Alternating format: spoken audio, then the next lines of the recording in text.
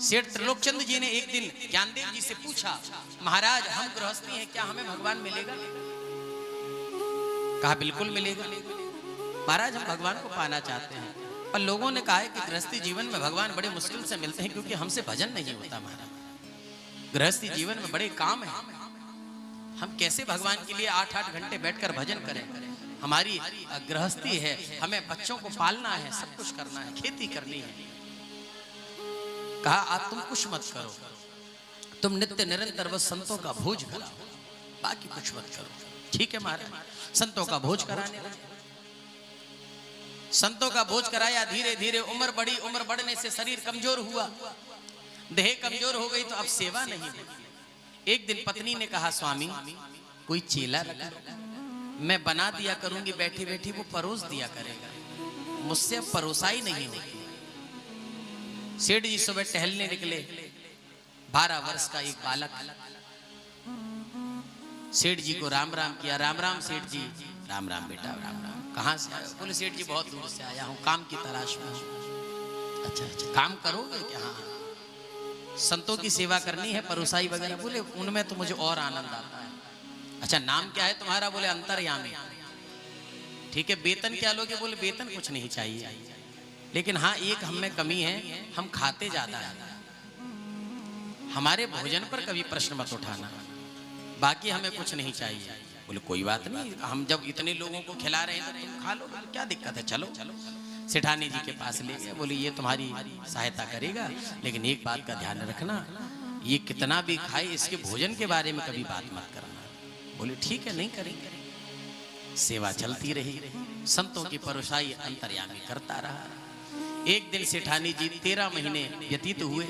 एक दिन सेठानी जी पड़ोस में बैठने लगे, बातों बातों में पड़ोसन की जो पड़ोस की औरतें थीं उन्होंने पूछ लिया, सेठानी जी सब सेवा सही चल रही है? बोले सेवा तो सब सही चल रही है, लेकिन ये जो लड़का ये पकड़ के लाए हैं, वैसे तो वो बहुत बढ़िया है, लेकिन खाता ज्यादा है। इतना कहा, सेठानी जी घर आई और अंतर्यामी गायब। अब सेठ जी को 13 महीने में इतनी आदत पड़ गई थी कि बिना अंतर्यामी के वो भोजन नहीं करते थे। सेठ जी आए, सेठ जी ने कहा कि अंतर्यामी कहाँ है? कि पता नहीं सुबह से नहीं मिल रहा है। तो तुमने कुछ कहा तो नहीं था? बोले नहीं हमने तो कुछ नहीं कहा, ध्यान करो कहीं तुमने कुछ कह दिया हो। बोले नहीं नहीं, हमने उनसे तो नहीं कहा, लेकिन हम पड़ोस में गई थी तो वहां चर्चा चल गई तो हमारे मुख से निकल गया कि खाते ज्यादा है, बस इतना हमने बोला है। अब तो सेठ जी अनशन पर बैठ गए कि तुमने वहां कहा, इन्हें कैसे पता चला? एक दिन बीता, 2 दिन बीते, 3 दिन बीता, 4 दिन बीता, भूखे सेठ जी बीमार होने लगे, हालत खराब हो गई, अंतर्यामी नहीं लौटा। जब बिल्कुल जर्जर अवस्था, कंठ तक प्राण आ गए, पानी की एक बूंद नहीं गई शरीर में, मरणासन्न हो गए, तब भगवान अंतर्यामी के रूप में प्रकट हुए। सेठ जी ने अंतर्यामी को गले लगाया, आप कहाँ थे? भगवान ने गले लगाया, कहा मैं तुम्हारी सेवा से प्रसन्न हूं, तुमने जो संतों की सेवा करी उस सेवा में मैं भागीदार बनने आया था, इसलिए मैंने 13 महीने तुम्हारे घर में रहकर तुम्हारी दासता करके संतों की सेवा करी। साक्षात भगवान ने आकर 13 महीने सेवा करी है सेठ त्रिलोकचंद जी के यहाँ पर। दर्शन देकर अंतर ध्यान हुए दोनों सेठ सेठानी, भगवान के प्रेम में ही प्राण त्याग दिए।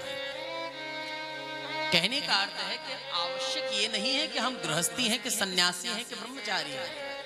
आवश्यक ये है कि हम किस कर्म को कर रहे हैं और भगवान को किस दृष्टि से पूज रहे हैं। यदि आप एक ही नियम का पालन जीवन भर करते हैं और आपके मन में सिर्फ एक कल्पना है, एक इच्छा है कि हमको हरि का दर्शन हो जाए, आपको हरि का दर्शन अवश्य होगा। पर व्यक्ति अपने पुण्यों को अपनी कामनाओं में बांट देता है, बस व्यक्ति की यही भूल हो जाती है। कितने ही उदाहरण